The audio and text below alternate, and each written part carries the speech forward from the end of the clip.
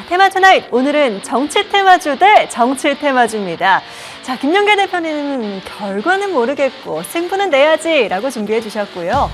김재경 대표님은 후보가 없구나라고 준비를 해주셨습니다. 뭔가 빨간색과 파란색이 지금 절묘하게 섞여 있는데. 정치 색깔 아닌가요?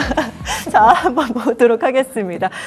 지금 옆에서 일단 그 해당되는 정치 색깔은 아니라고 해명을 해주셨습니다. 정치 색깔, 근데 얼굴은 제가 빨간데요? 지금 넥타이도 빨간데요, 지금? 그렇다면 얼굴도 제가? 빨갛고요.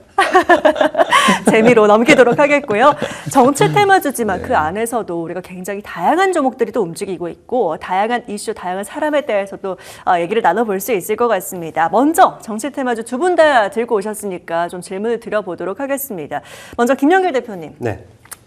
이제 금요일 선거를 앞두고 있는 상황입니다. 계속해서 이 얘기를 오늘 하루 종일 안 할 수가 없는데 오늘도 그렇고 어제도 그렇고 이재명 대표 관련주들이 확실히 계속해서 상한가를 연달아 좀 찍어내는 모습 오늘까지도 그 강세를 이어가고 있는데요. 금요일까지 보자라는 얘기도 있는데 좀 더 갈까요? 어떻게 보세요?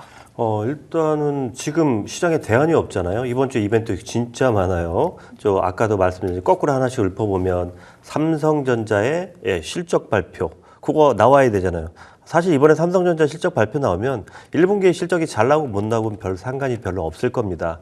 그거에 따라 움직일 게 아니고 아마 1분기 실적이 나왔을 때 뭐 영업이익도 중요하겠지만 뭐 그거는 크게 반응을 하지 않을 것 같고 그거보다는 삼성전자의 지금 D램 재고가 어느 정도인지 많이 줄었는지 요거에 아마 시장이 집중할 거예요. 어차피 1분기 실적은요 4조가 나오든 5조가 나오든 큰 영향은 없다라고 보여지고요. 오히려 이제 2분기부터 그동안 이제 이 D램 재고가 많이 줄어서 이제 그동안 감산했던 거를 다시 증산할 수 있는 여건이 마련됐는지 그리고 그에 따라서 2분기 실적이 올라갈 수 있는지 이게 더 중요하기 때문에 이번 이 삼성전자의 실적 발표가 굉장히 중요한데 그것도 4일 날 나오고요. 자 그리고 4월 4일 날 뭐 방금 말씀드린 그런 탄핵 이슈도 나와요. 자 그리고 오늘 저녁에 관세 이슈도 나오고 근데 관세가 뭐 하루 만에 끝나겠습니까? 아마 2, 3일 정도 계속 갈 것이고 그리고 공매도 월요일부터 시작한 거 요거 영향은 적어도 일주일은 살펴봐야 돼요. 특히 공매도가 좀 과열되는 종목들은 공매도 정지가 또 걸려버리잖아요. 자, 그래서 어제 같은 경우는 30개 넘게 오늘도 또 걸렸고 요런 여파가 이번 주 내내 있거든요. 이거 다 불확실해요. 지금 확인된 게 하나도 없어요. 그렇다면 확인된 건 딱 하나밖에 없습니다. 4월 4일 날 탄핵 관련 선고가 나온다는 거. 그러면 움직일 수 있는 종목은 딱 하나밖에 없습니다. 일단은 4월 4일까지는 자 탄핵이 될지 안 될지 알 수가 없어요. 인용이 될지 안 될지 알 수가 없는데 그 사이에 지지율은 계속 나오잖아요. 지금 업체에서 계속 지지율은 변동이 있는데 거기에서 계속 1위를 유지하는 거는 독보적인 1위는 이재명 대표이기 때문에 요걸 가지고 이제 아마 단타 매매하시는 분들은 아마 들어갔다 나갔다 하면서 이 관련주들 계속 변동성을 일으킬 것 같고요. 그렇게 따진다 그러면 지금 시장에서 볼 수 있는 종목은 유일하게 정치 관련주들밖에 없지 않나 이렇게 생각이 돼서 저는 더 갈 수 있다라고 보여지고요. 물론 고점이 높아지는 거는 모르기 쉽진 않아도 이게 뭐 바닥에 좀 내려오면 또 저가 매수에 들어오는 건 당연할 테고 또 올라가면 또 차익 매물이 나올 테고 또 그러다 보면 또 이 종목이 또 한두 개가 아니잖아요. 제가 세보니까 이재명 대표 관련 수혜주라고 지금 적혀 있는 종목만요 40개가 넘어요. 40개가 다 올라갈 수는 없거든요. 일부 올라가고 일부는 분명히 내려갑니다. 그러면 올라간 종목 놔두고 내려간 종목 또 매수하면 또 올라가고 이런 게 아마 4월 4일까지는 계속 될 걸로 보여지기 때문에요. 저는 계속 간다 이렇게 좀 말씀을 좀 드리겠습니다. 관련해서 굉장히 많은 종목들이 또 뭐 학연, 지연 어떤 정책과 관련해서 많이 오르고 내리고 있는데요. 일단은 좀 큰 틀에서 봤을 때는 금요일까지 좀 더 간다라는 관점에서 얘기를 해주셨습니다. 그렇다면 태만시 김재경 대표님 또 질문을 드려보도록 할 텐데 앞서서 이재명 대표 관련주를 좀 얘기를 해봤었습니다. 이 테마주 외에 좀 변동성을 확대하고 있는 종목들 좀 짚어볼 필요가 있을 것 같아요. 너무 많은데 사실은 이게 이제 단발성 이슈 같아요. 왜냐하면 이재명 관련된 테마주는 앞으로도 더 많이 갈 수 있는 섹터라고 저는 보여지거든요. 그런데 이제 최근에 들었던 이제 각 후보별 그동안에 지금 정치 관련된 인물주로서 섹터가 그래도 테마주로 엮였던 종목들 이런 분들의 종목들도 오늘 또 연달아서 혹시나 모른다 하면서 갔거든요. 왜냐하면 탄핵이 되게 되면 분명히 이재명 후보는 대선 출마를 할 건데 다른 분들도 예전에 그래도 이렇게 정치 테마주로 엮였던 분들 또한 수급을 한번 받았더라고요. 그리고 이제 홍 대표, 전 대표도 지금 나는 대선에 출마할 것이다 이렇게 하면서 완전 못을 박았거든요. 그러다 보니까 홍 전 대표죠. 이제 그 분의 관련주가 저는 그 다음으로 셀 거라고 좀 보기 때문에 그런 관련주들, 지금 이재명 테마주 외에 그 전에 있었던 정치인 관련주들을 한번 제가 말씀을 드리겠습니다.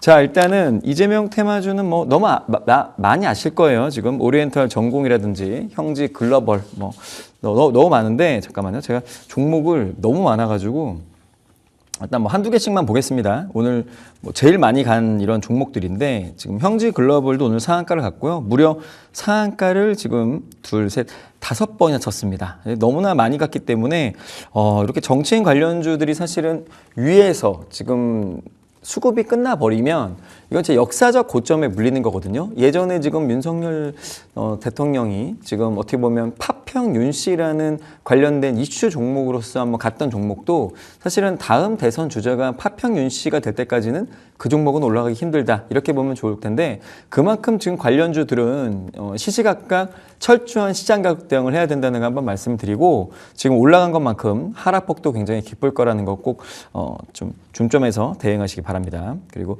오리엔털 바이오도 굉장히 좀 많이 갔던 또 종목인데, 역시나 지금 상한가는 다 기본인 것 같아요. 그래서 정치 테마주였던 경우에는 물론 아까 전에 말했던 이재명 관련된 종목들이 뭐 40개가 된다, 50개가 된다, 이런 굉장히 많은데, 그 안에서도 가장 세게 갔던, 오늘 봤던 가장 센 종목들을 공략을 하시고, 만약에 빠진다면은 나머지 후발주들은 더 많이 빠질 거니까 오늘 가장 많이 갔던 종목들을 보자, 한번 말씀드리겠습니다. 그리고 김문수 테마주라 그래서 평화홀딩스라는 종목인데, 예전에도 한번 갔던 종목인데, 오늘 어저께 같은 경우에도 한번 수급이 붙어서 29% 이렇게 올라갔던 종목입니다. 그래서 이런, 제가 볼 때는 예전에 있던 관심 받았던 이런 정치인 관련주 중에서 여러분들이 볼 때 지지율이 너무 낮거나, 그리고 대선에 출마할 확률이 굉장히 낮은 그런 테마주 관련된 종목들은 일단 좀 배제하는 게 좋겠다. 왜냐면은 지금 탄핵이 된다 그래서 이런 수급들이 지금 정치인 관련주들의 전부 다, 지금 오늘도 장이 안 좋았기 때문에 전부 다 정치인 관련주들의 수급이 지금 분산이 된 거거든요. 그러다 보니까 뭐 김문수 관련주나 한동훈 테마주, 그리고 안철수 관련주, 그리고 홍준표 관련주, 뭐 이런 식으로 오세훈 관련주, 이런 식으로 여러 가지 대선 주자 아니면은 또 이런 옛날에 정치인 관련주를 엮였던 종목들의 수급이 좀 많이 붙었는데, 제가 볼 때는 대선 후보가 아니라면 이런 수급에 엮여서 추격 매수하지 말라는 말씀을 드리겠고, 그나마 관련된 종목들 중에 홍준표 관련된 종목은 앞으로 시장이 좀 수급이 더 이어질 것 같아요. 그래서 이 종목만 한번 더 차트로 자세히 한번 보겠습니다. 일단은 한국선제를 먼저 볼게요. 한국선제. 자, 같은데 제가 볼 때는 이제 중기 라인 언저리 한번 13% 찍고 올라왔는데, 제가 볼 때는 이 정도라면 지금 홍준표 시장은 난 대선 후보다라고 지금 못 박았거든요. 그러다 보니까 이번에 대선 후보가 되면 관련주로서 굉장히 많이 날아갈 수 있는 종목들이다 말씀드리겠고, 한국선제 같은 경우에는 이번에 아마 대선 후보가 된다면 분명히 중기라인 넘어가면서 예전에 막 20%씩 날아가는 이런 흐름들이 나올 거니까 이 종목도 한번 관심 있게 보시라는 말씀을 드리겠고, 그 다음에 경남스틸이라는 종목입니다. 경남스틸도 굉장히 예전에도 셌지만 이번에도 셌습니다. 어저께도 무려 24%나 급등하는 흐름이 보였고, 이런 구간이라면 제가 볼 때 대선 후보로서 다시 한번 명확히 후보가 된다면 이런 관련주들은 훨씬 더 많이 갈 수 있으니까 꼭 보시라는 말씀 드리겠고, 하나만 더 볼게요. KNN이라는 종목인데, 자, 마찬가지로 지금 저점 구간에서 많이 올라왔는데 동전주다 보니까 제가 볼 때는 만약에 수급이 붙는다면 이런 종목도 굉장히 세게 움직일 수 있겠다 생각이 들고, 지금 이렇게 홍준표 관련주 같은 경우에는 중기 라인을 지금 저항대로 놓고 아래 지금 포진되어 있는데, 이번에 대선 후보가 된다고 하면 중기 라인을 돌파한 흐름이 나올 거니까 그런 구간에서 좀 투자를 한번 해보시는 것도 나쁘지 않다, 이렇게 말씀드리겠습니다. 얘기해 주신 대로 한동훈, 오세훈, 홍준표 이외의 대선 잠룡들과 관련한 테마주 흐름도 한번 또 정리를 해봤습니다. 종목들까지 한번 정리해 주신 부분 잘 정리해 놓으시면 도움이 될 것 같습니다. 이어서 또 추가로 질문을 또 드려보도록 하겠습니다. 사실 우리 김영일 대표님 또 질문을 드릴 텐데, 대선이 우리가 하루 이틀 일은 아닙니다. 계속해서 겪어왔던 부분이고, 그때마다 이렇게 테마주들의 움직임들 들썩이는 것들 우리가 또 겪어본 바입니다. 그런데 이전 대선과 비교해서 좀 달라진 점이 있다면 우리가 어떤 것들 좀 고려해 봐야 될까요? 일단은 지지율이 그때하고 좀 많이 다르고요. 일단 예전에는 지난 대통령 대선 때는 박빙이었거든요. 양쪽이. 그런데 지금 제가 뭐 지지율이나 이런 거를 또 언급하기는 좀 그렇고요. 저는 이제 주식을 하고 있는 입장에서 지금 어떤 인맥이 있을 때 그 인맥과 관련된 종목들이 얼마나 움직이느냐가 지지율하고 좀 연결된다, 저는 이렇게 좀 보고 있거든요. 아까도 말씀드렸다시피 이재명 지금 민주당 대표의 관련주는 한 40개 정도 되는데요. 오늘만 한번 보시더라도 오늘, 그러니까 어제는 이재명 대표 관련주가 대거 올라가면서 제가 40개 중에 절반 한 3분의 1 정도만 모아놨는데도 어제 대거 종목들이 다 빨간색이 쫙쫙쫙 올라왔거든요. 자, 그런데 오늘 같은 경우에는 이재명 대표 관련주가 아침부터 좀 약세가 좀 나왔습니다. 그러면서 반대급부로 윤석열 대통령 관련주가 좀 올라왔는데, 예전 같았으면 이제 윤석열 대통령 관련주라고 그래서 한 20-30개가 또 올라와야 정상이잖아요. 그런데 어제 같은 경우에는 이재명 대표 관련주에 종목이 한 40개 이상 급등이 나왔다라고 한다 그러면, 오늘은 윤석열 대통령 관련주라고 해가지고 제가 뽑아놓은 게 있는데, 그중에 올라온 거는 딱 3종목이었습니다. 그중에 한 종목은 또 올라오다 말았고, 자, 그것만 봤을 때도 시장의 흐름은 완전히 지금 대세가 어느 쪽을 좀 보고 있는 게 좀 눈으로 좀 보여진다라고 보여지겠고요.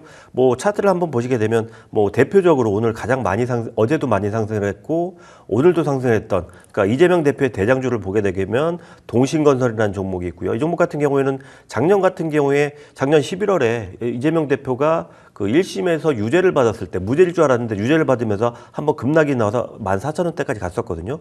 요때 나오고 나서 이제 12월 초에 개업 얘기가 나와서 바로 점상한가로 올라가면서 이 종목이 대장주가 됐다는 게 확인이 됐었고요. 그리고 이번에도 마찬가지로 그 탄핵 선고 이슈가 좀 늦어지니까 못 올라가다가 선고일이 확정되니까 어제부터 급등이 확 나왔거든요. 어제 상한가, 오늘도 상한가 테스트 한 번 더 하면서 급등이 나왔는데, 오늘 다른 종목들 다 내려갔는데도 이 종목만큼은 계속 살아서 움직였고, 다른 종목들도 마찬가지입니다.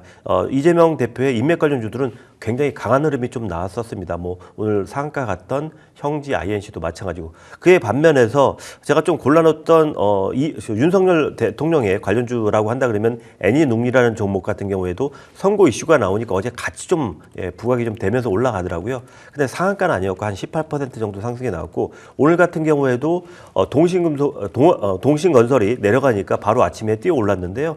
상승폭은 10% 정도에서 머물렀습니다. 그런데 중요한 거는 제가 아까도 종목의 개수라고 말씀드렸잖아요. 지금 보면 애니눅률, 그리고 덕성이라는 종목, 덕성은 올라가다 좀 말았고, 그리고 알로이스라는 종목, 이 종목이 한 3종목 정도만 좀 움직였고 나머지는 움직이지 않았다.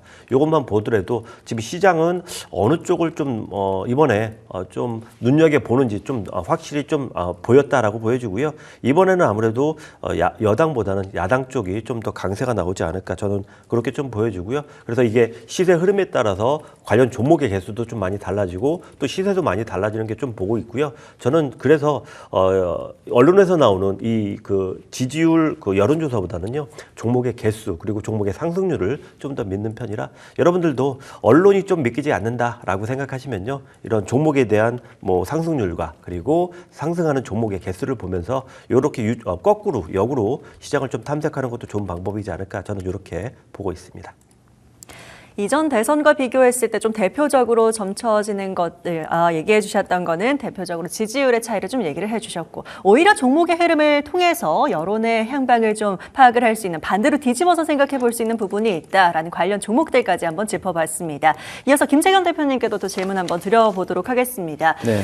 자, 금요일까지만 봐야 되는 종목이 있을 거고, 혹시나 만약에 또 조기 대선이 점쳐지는 상황이라면 추가적으로 나중에 좀 테마주 추가 상승을 좀 더 기대해 볼 수 있는 종목들도 또 있을 것 같습니다. 탄핵 선고일을 앞두고 있는 상황, 그 금요일 이후의 향방 좀 어떻게 전망해 볼 수 있을까요? 이게 이제 탄핵 선고가 예정이 되면 테마주 전망이라고 하면은 인물에 관련된 테마주를 말씀하시는 건가요? 아니면 다른 테마주를? 그렇죠. 인물 관련해서 인물 테마주들. 관련된 것만? 네. 그렇다면은 뭐 답은 이미 남아 있습니다. 테마주 같은 경우에는 이미 첫 번째 테마에 대한 재료가 소진됐을 때, 그게 이제 테마가 끝나는 거거든요. 그리고 아까 전에 말했던 이렇게 정치 인물주 관련주 중에서 분명히 지금 지지율이 낮거나 그리고 대선에 출마를 안 하는 이런 분들 테마는 아마 끝날 거예요. 그러다 보니까 금요일 날 우선 테마는 전부 다 소진될 겁니다. 이재명 관련된 테마도 소진될 거예요. 분명히. 왜냐하면 분명히 이제 대선에 대한 부분이 부각이 되면 지금 탄핵에 대한 부분 때문에 지금 이재명 관련주들이 간 거거든요. 그러다 보니까 뭐 탄핵이 되건 이제 금요일 날 결과가 나오게 되면 분명히 이제 이재명 테마주들도 분명히 소멸될 거예요. 그렇지만 다시 대선에 대한 이슈가 터지면 다시 한번 재차 상승할 수가 있기 때문에 일단 금요일까지는 재료 소멸에 대한 부분이기 때문에 차익 매물에 대한 부분이 부담이 될 수밖에 없다. 그러니까 금요일 날 선고되기 전에 관련된 종목들은 재료 소멸로서 하락할 수가 있으니까 미리미리 차익 실현해보자 이렇게 말씀드리겠습니다. 자, 금요일까지 얘기 들어봤습니다. 자, 이어서 또 황금매 김명길 대표님 또 네네. 질문 이어서 드리도록 하겠습니다. 정치 테마라는 것이 사실은 그렇습니다. 갖다 붙이기 나름이 아닐까 싶어요. 코에 걸면 코걸이, 귀에 걸면 귀걸이가 딱 맞는 말인 것 같은데 그렇기 때문에 또 주의할 점 분명히 있을 것 같습니다. 요거 우리가 좀 어떻게 대응해 봐야 될지 기술적으로 우리가 분석할 수 있는 이 어떤 흐름이 시그널이 있을지 요거 봐주실 수 있을까요?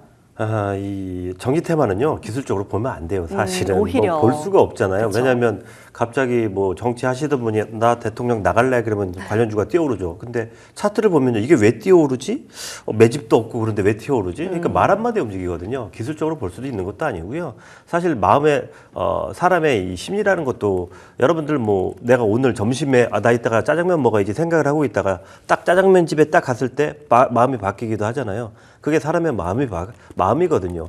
짜장면 먹으러 갔는데 짬뽕으로 막 바꾸는 겁니다. 그렇게 되면 너 왜 바꿨어? 이렇게 말할 수는 없는 거거든요. 그냥 바꾸고 싶어서 바꿨는데 이렇게 되는 거거든요. 그러니까 인맥주도 그렇게 좀 보시는 게 맞을 것 같고요. 자 그렇기 때문에 차트보다는 약간 흐름을 좀 읽는 게 좀 맞지 않을까 좀 이렇게 생각이 되고요.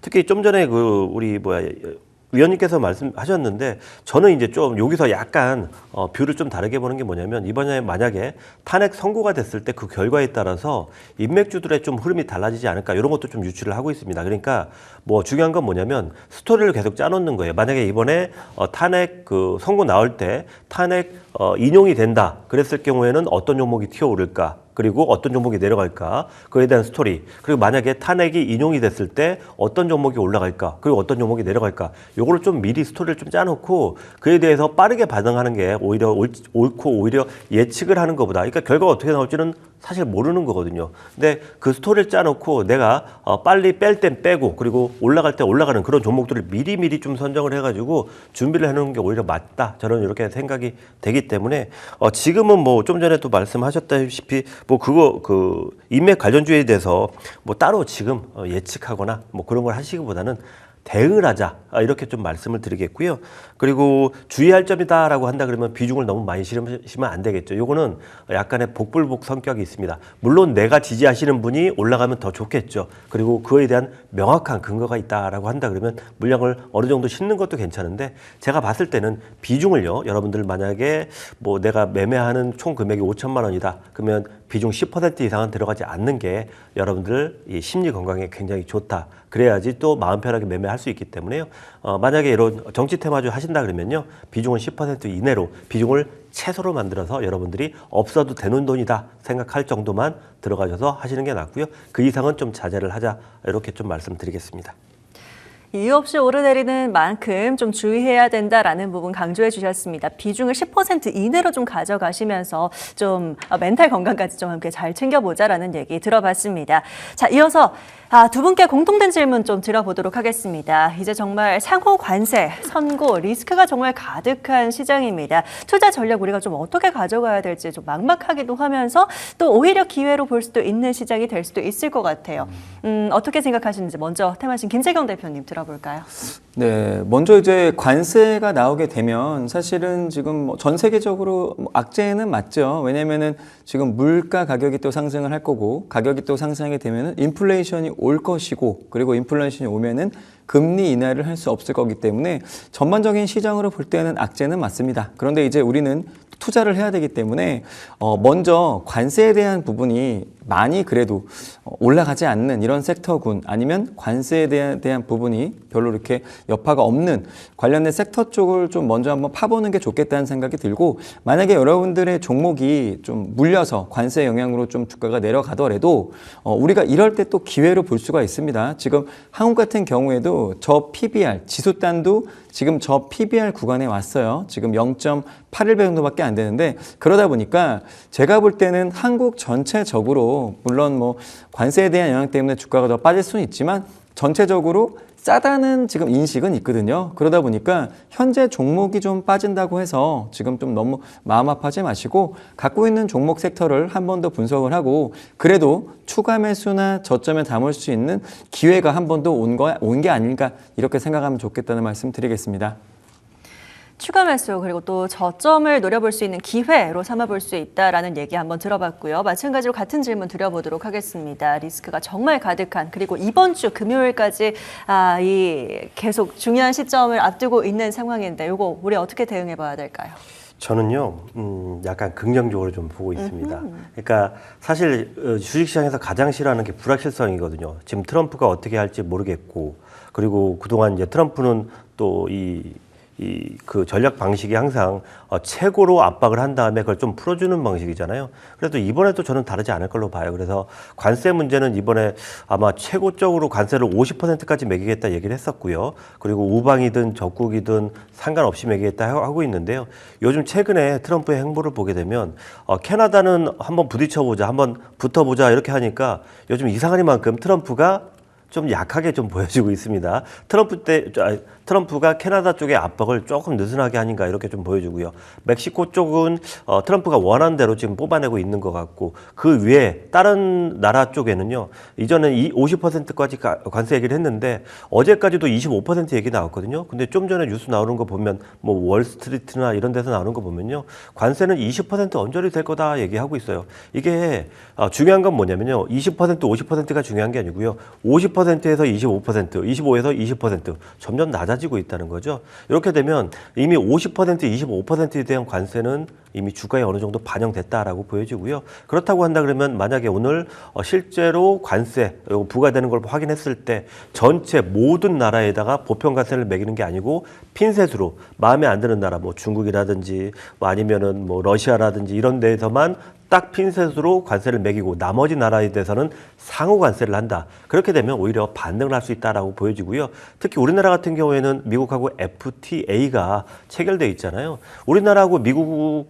지금 관세는요. 거의 98%의 품목이요. 관세가 0입니다. 다시 말해서 상호 관세가 되게 되면 우리나라는 크게 영향이 없어요. 오히려 이제 보편 관세가 됐을 때 영향이 있는데 이미 그것도 25% 이상 반영을 해놨잖아요. 그렇게 된다 그러면 오늘 이 흐름을 좀 읽으신 분들이라 그러면 저 같았으면요. 오늘 자동차 관련주에 좀 베팅을 했을 거다라고 좀 말씀드리겠습니다. 왜냐하면 그동안 관세에 관해서 가장 크게 때려맞은 업종이 바로 자동차잖아요. 자, 그렇기 때문에 자동차는 이미 맞을 만큼 다 맞았고 주가도 보면요. 거의 바닥에 와 있습니다. 자, 근데 실적은 너무나도 좋죠. 뭐 물론 피크아웃 우려도 있었는데 피크아웃 우려 벌써 2년째입니다. 2년 내내 현대기아차 피크아웃 하는데요. 미국에서 판매량 보시면 현대기아차 8등, 7등, 6등 지금 탑3까지 올라왔습니다. 말이 안 되죠? 자, 그렇기 때문에 이번 문제까지 좀 해결이 되면 자동차 쪽은 오히려 전 좋을 것으로 보여지고요. 오히려 지금은 저점 매수의 기회가 될 수 있다라고 보여지기 때문에 불확실성이 하나가 제껴지면 제껴질수록 우리는 좀 더 비중을 높여가는 매매가 유리하지 않을까 저는 이렇게 뷰를 보고 있습니다.